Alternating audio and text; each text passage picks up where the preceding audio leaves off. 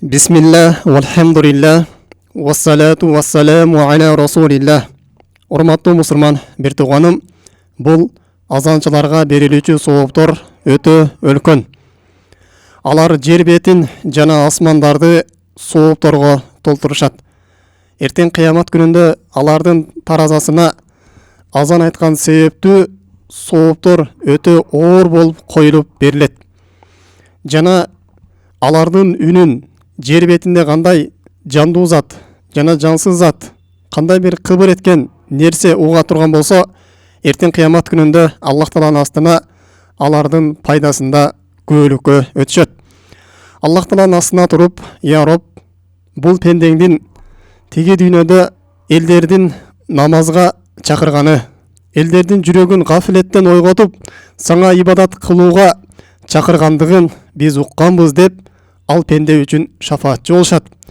Ал пендеге бул пендең сенин жалгыздыгыңа, сенин бирдигиңе жана сенин жиберген пайгамбарыңа эргешүүгө, саңа ибадат кылууга бул пендең чакырган деп, кыямат күнүндө жер бетиндеги бардык нерсе бул азанчынын тарабына өтүшүп, Аллах Тааланын астында шафаатчы болуп талашышат. Ошондуктан пайгамбарыбыз саллаллаху алейхи вассалам лау та'ламуна ма фи нида ва соффил аувал, эгерде силер азан айткан менен биринчи сапта туруп намаз окугандын сообун билгениңерде эле, анда силер талашмаксыңар дейт. Талашып болсо дагы, өз ара бири-бириңер менен чек ташташып, куроо ташташып болсо дагы ушул азанды айтмаксыңар дейт. Ооба, урматтуу мусулман бир тууганым, бул азанчыларга берилүүчү сооптор өтө улуу. Анын сообун Аллах Таала өзү гана билүүчү. Жана ошондой эле азанчыларга Аллах Тааланын рахматы түшөт. Аллах Тааланын райымы түшөт. Жана жер бетинде кандай нерсе бул азанчынын үнүн уга турган болсо, ага дуа тилек кылып турушат. Аллахым, бул пендеңдин күнөөлөрүн кечиргениң деп, Аллах Тааладан дуа кылып, истихбар тилеп турушат. Пайгамбарыбыз саллаллаху алейхи вассалам өзүнүн бир хадистеринде мындайча айтат: Ал-муаззину югфару лаху мада саутихи. Азанчынын үнү кайсыл жерге жете турган болсо, мына ошол жерге чейин анын күнөөлөрү кечирилет дейт. Азанчынын үнүн кайсыл жерге чейин угула турган болсо, мына ошол жерге чейин бул азанчынын күнөөлөрү кечирилет деп пайгамбар саллаллаху алейхи вассалам айтат.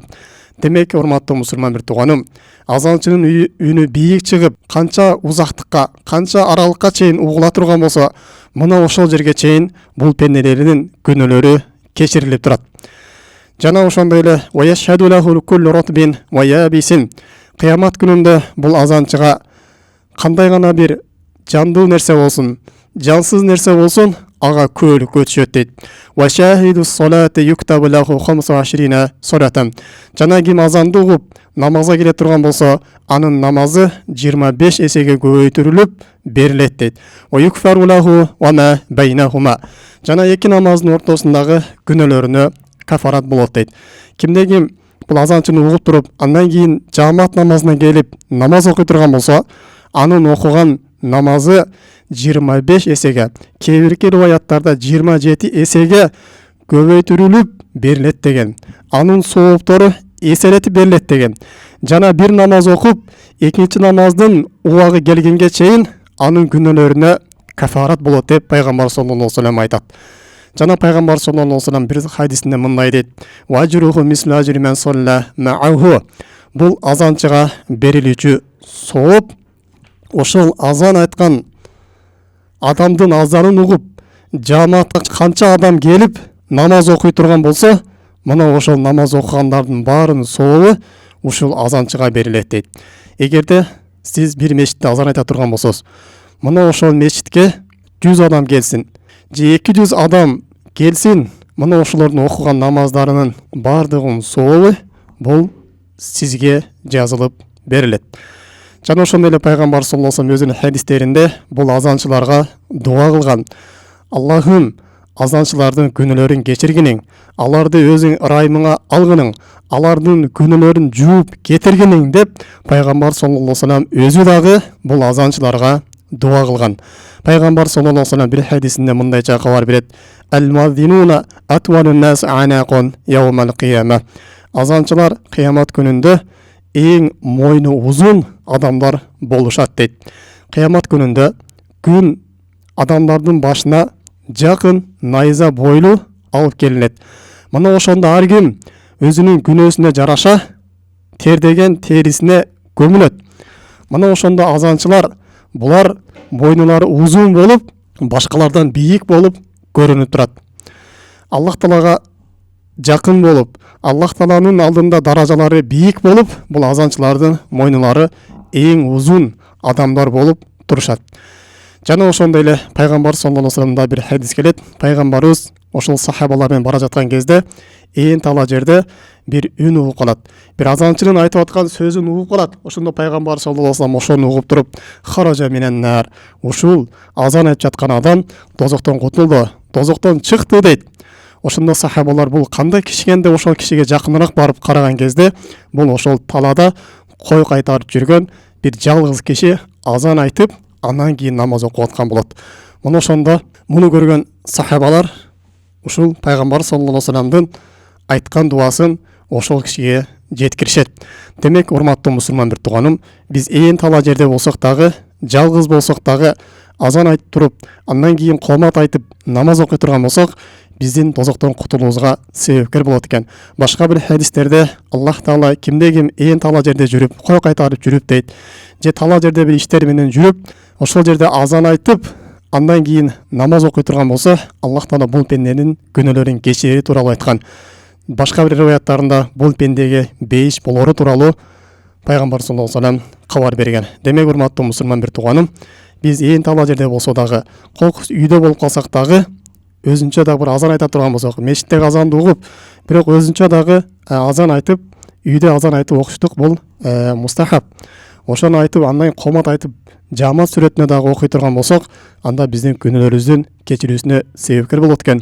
Биздин тозоктон кутулуп, бейишке кирүүбүзгө эң чоң себепкер болот экен.